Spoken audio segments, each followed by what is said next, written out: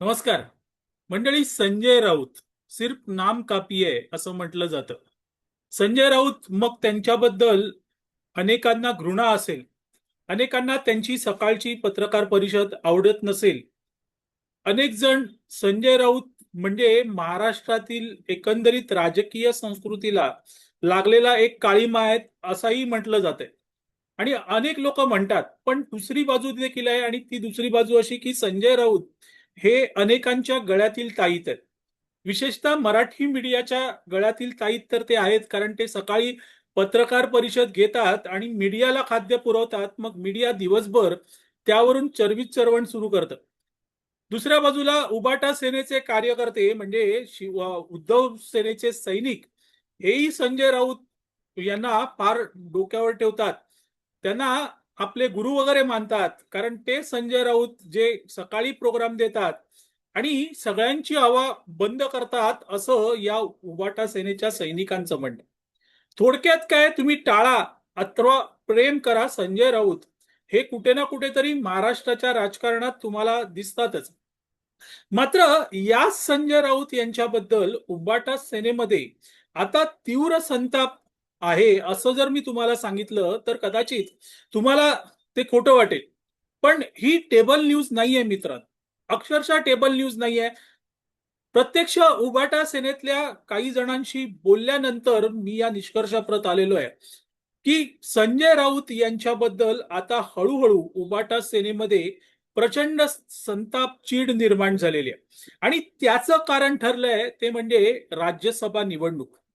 राज्यसभा निवडणुकीमध्ये असं काय झालं की त्यामुळे आता उबाटा सेनेतलेच, मग ते सैनिक असतील, पदाधिकारी असतील, जे कधी काळी संजय राऊत यांना डोक्यावर घेत होते, आज तेच संजय राऊत यांच्या विरोधात बोलायला लागले. त्यांचं म्हणणं असं आहे की संजय राऊत यांनी उबाटा सेनेची प्रतिष्ठा, सन्मान, मान हा धुळीस मिळवला. आणि कशावरून तर राज्यसभेतल्या एका सीटवर संजय राऊत यांनी स्वतःचा स्वार्थ बघितला आणि उबाटा सेनेची प्रतिष्ठा, मान, सन्मान हे धुळीस मिळवलं असं या उबाटा सेनेतल्या पदाधिकारी आणि सैनिकांचं मत आहे. आणि ते चुकीचं आहे का मला माहित नाही, पण त्याच्यावरच विश्लेषण करतोय की संजय राऊत यांनी बेसिकली काय केलं. ही जी राज्यसभा निवडणूक होते ती 7 जागांसाठी आहे. आणि महाविकास आघाडीच्या आमदारांच्या बळानुसार एक फक्त सीट महाविकास आघाडीला मिळू शकते.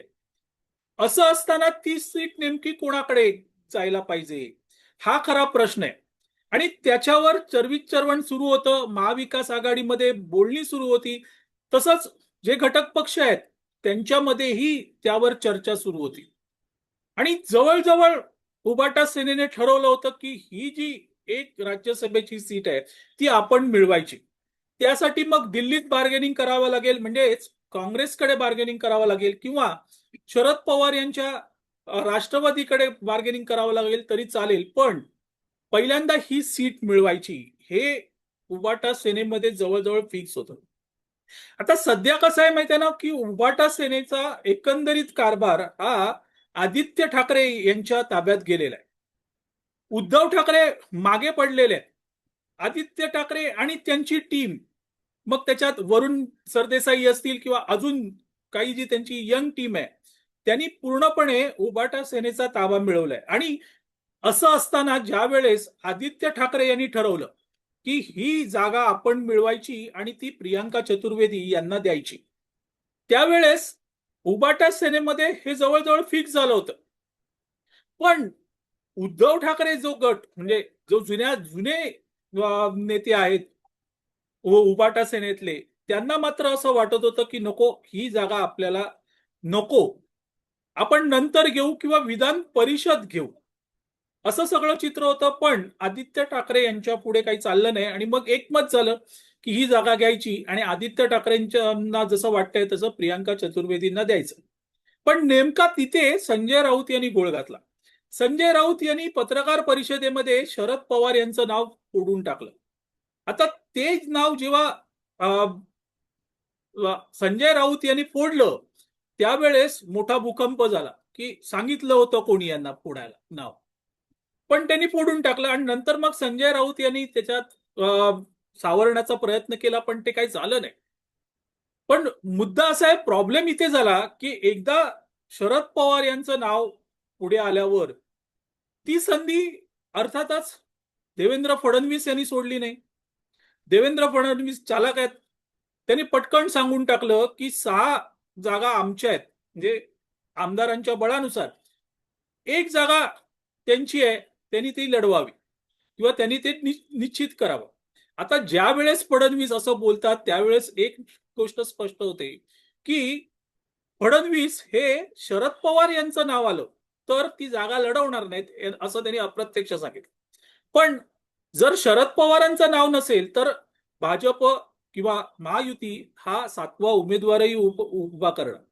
आता हे ज्या वेळेस स्पष्ट झालं त्यावेळेस काँग्रेसही घाबरली, कारण काँग्रेसलाही हे माहिती आहे की जर आपण उमेदवार दिला तर फडणवीस 7वी जागा लढवणार आणि आपल्या उमेदवाराचं काही खरं नाही, मग त्यापेक्षा आपल्याकडून शरद पवार जात आहेत ना तर जाऊ द्या.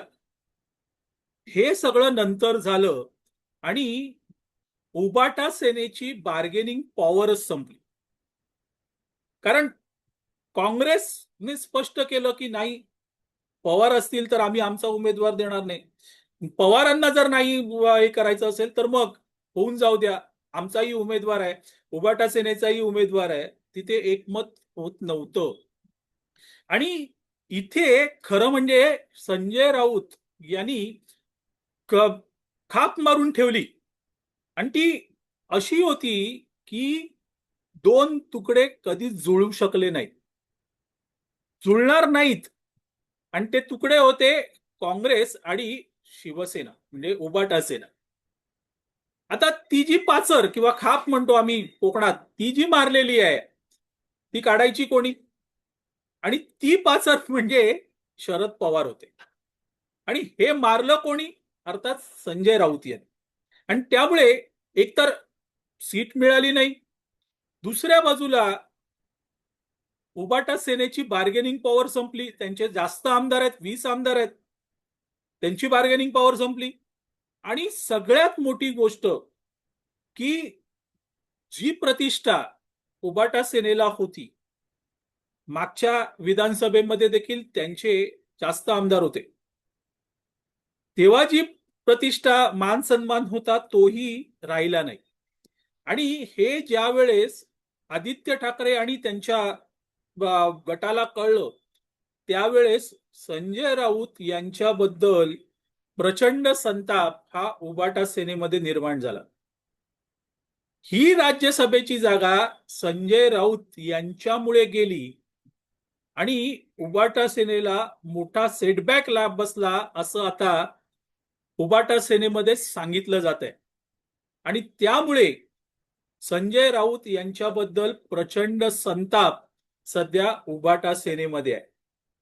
आता या संतापातून संजय राऊत बाहेर येतील का माहित नाही, पण हळूहळू राजकीय परिस्थिती जशी बदलते आणि विशेषतः उबाटा सेनेमध्ये आदित्य ठाकरे आणि त्यांच्या गटाचं जे वर्चस्व निर्माण होत आहे ते पाहता भविष्यात या मंडळींचं काही खरं नाही असंच म्हणावं लागेल. असो मंडळी, तुर्तास इथे थांबतो. मी आबा माळकर आपली रजा घेतो. आपल्याला व्हिडिओ आवडला तर लाईक करा, शेअर करा, लक्षवेधला सबस्क्राईब करा. धन्यवाद.